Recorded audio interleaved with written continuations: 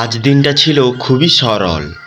হঠাৎ একটি শেয়াল বাঘের দিকে ছুটে আসে এবং বাঘকে বলে, বাঘ মামা, আজকে জানো আমাদের ইউটিউবে 100 জন সাবস্ক্রাইবার হয়েছে।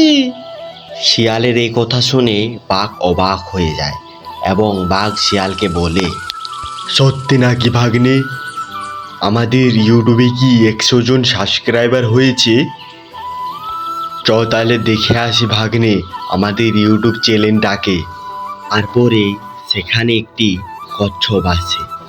কচ্ছপটা হলো বাঘ এবং শিয়ালের ইউটিউব চালায় এবং সে ইউটিউবে ভিডিও ছাড়ে।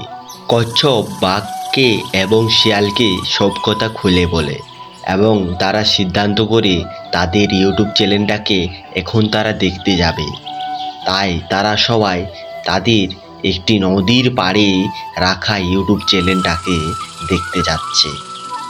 নদীর পাড়ে গিয়ে দেখে তাদের ইউটিউবে 100টি সাবস্ক্রাইব হয়ে গেছে এবং বাঘ শিয়াল কচ্ছপ একসাথে তাদের 100টা সাবস্ক্রাইবকে তারা প্রণাম জানায় এবং তাদের ইউটিউব চ্যানেলের সাথে জড়িত থাকার জন্য ধন্যবাদও জানায়।